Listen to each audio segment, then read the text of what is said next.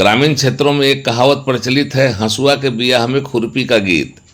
Bokaro steel plant ने sector 12 के कई क्वार्टर को उनकी हालत को देखते हुए जर्जर घोषित कर दिया है और यहां रहना खतरनाक बता दिया है। इसी के साथ यहां रहने वाले लोगों को दूसरी जगह शिफ्ट करने की योजना बनाई गई है ताकि जान माल की सुरक्षा हो सके।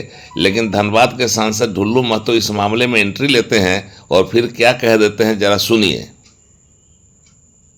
वे तो बोकारो स्टील के प्रशासनिक भवन एडीएम बिल्डिंग को ही खाली कराने की बात कहने लगे। गौर से सुनिए उनकी बात। जिस क्वार्टर को डैमेज बताकर खाली करवाने का प्रयास किया जा रहा है, तो हमको लगता है उससे ज़्यादा पुराना बिल्डिंग को आपका एडीएम बिल्डिंग है, उससे ज़्यादा बिल्डिंग आपका जो अंदर में सारे ऑफिसर लोग बैठते हैं वो सब बिल्डिंग है, वो सब पहले खाली करावे। ये तो पुराना ही नहीं, रिपेयरिंग के लायक है, ये रिपेयरिंग कर सकता है क्योंकि जिनका बीज में दिया हुआ है, जिनका पीएफ रखा हुआ है, ग्रेजुटी रखा हुआ, सारे लोग रह रहे हैं और उनको अचानक बोल दे कि हम खाली कर दें, पता ही नहीं हो सकता है। बीएसएल प्रबंधन के द्वारा लगातार गलत नीति के चलते यहाँ पे काम कर रहा है और उस गलत नीति को हमने नहीं चलने देंगे। इस बात को मैं सोचता हूँ। दूसरी बात है कि बीएसएल प्रबंधन के द्वारा लोग कैसे यहाँ पे और आए, कैसे बसे, कैसे यहाँ के और विकास हो, इसका लिए सोचना चाहिए, न कि छोटे छोटे प्रॉब्लम को लेकर यहाँ पर डिस्टर्ब करने का प्रयास डिस्टर्ब किया जा रहा है। यहाँ को आसान करने का बोकारो के बीएसएल प्रबंधन के कुछ ऐसे अधिकारी है जो यहाँ को बोकारो को आसान करने का प्रयास किया जा रहा है और छोटी छोटी बात को लेकर यहाँ पे बड़े बड़े समस्या उत्पन्न हो रहे हैं। इस चीज़ पर ध्यान देना चाहिए, न कि यहाँ गरीब लोग जो आज 20 बरस, 50 बरस, 60 बरस से जुड़ा रहा है उसको खाली करवाने का प्रयास। इसे कहते हैं हंसुआ के ब्याह में खुरपी का गीत। बात बोकारो स्टील के आवासीय कॉलोनी के कई क्वार्टरों की जर्जर हालत की हो रही है और सांसद जी बोकारो स्टील प्लांट के एडीएम बिल्डिंग को पुरानी बताकर उसे खाली करने की बात कहने लगते हैं। राजनीति है और जनप्रतिनिधि होने के लिए जनता जनार्दन के मन मुताबिक थोड़ा झुकना, थोड़ा मुड़ना, थोड़ा बोलना ही पड़ता है। जनप्रतिनिधियों की ऐसा करना व्यवस्था भी होती है। हम आपको मामला समझाते हैं। दरअसल बोकारो स्टील प्लांट के कई क्वार्टर बेहद जर्जर हो गए हैं और अब उसमें रहना जान को जोखिम में डालना है। मैनेजमेंट ने एनबीसीसी जैसी सरकारी संस्था से क्वार्टरों की वस्तुस्थिति का अध्ययन कराने के बाद उसकी सिफारिश पर कई ब्लॉक को डेंजरस घोषित कर उसे तोड़ने की और यहाँ रहने वाले लोगों को दूसरी जगह शिफ्ट करने की योजना बनाई है। लेकिन यहाँ रहने वाले लोग शिफ्ट होना नहीं चाहते और चाहते हैं कि जिसे मैनेजमेंट जोखिम भरा मान रहा है उसकी रिपेयरिंग कर दे तो फिर क्वार्टर सुरक्षित हो जाएंगे और उनकी उम्र भी लंबी हो जाएगी। वे इन क्वार्टरों को तोड़ने के बजाय क्वार्टर के अनुरक्षण और मरम्मति को जरूरी बताते हैं और इन्हें डिमोलिश करने की बात को निरर्थक। मैनेजमेंट ने चिन्हित क्वार्टरों को खाली करने का आदेश जारी किया है। लोगों को बताया है कि डेंजर बन गए क्वार्टर में रहना जान जोखिम में डालना है, तो लोगों ने आनन फानन में क्वार्टर बचाव कमेटी बना ली। लोग सड़क पर उतरे और फिर अपने साथ सांसद ढुल्लू महतो को जोड़ने के लिए उन्हें न्योता दे डाला। सांसद की एंट्री हुई और सांसद को मौका मिला तो वे बोकारो स्टील प्लांट को अपनी शैली में समझाने, धमकाने और सांसद का पावर बताने लगे। जहां जान जोखिम में हो, जहां रहना खतरनाक हो, जिसे बोकारो स्टील मैनेजमेंट डेंजर घोषित कर तोड़ने के मूड में हो और विशेषज्ञों की राय के हिसाब से यह कदम उठाने की तैयारी हो तो उसका विरोध और फिर उस पर राजनीति समझ में नहीं आती। अगर रिपेयरिंग से काम चल जाए तो कोई मैनेजमेंट भला क्यों लोगों की शांति में खलल डालने का काम करे।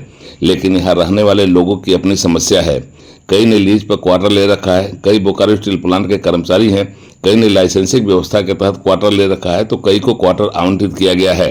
यहाँ रहने वाले लोगों ने अपने ढंग से क्वार्टर को सजा रखा है, बना रखा है और इंटीरियर करा रखा है।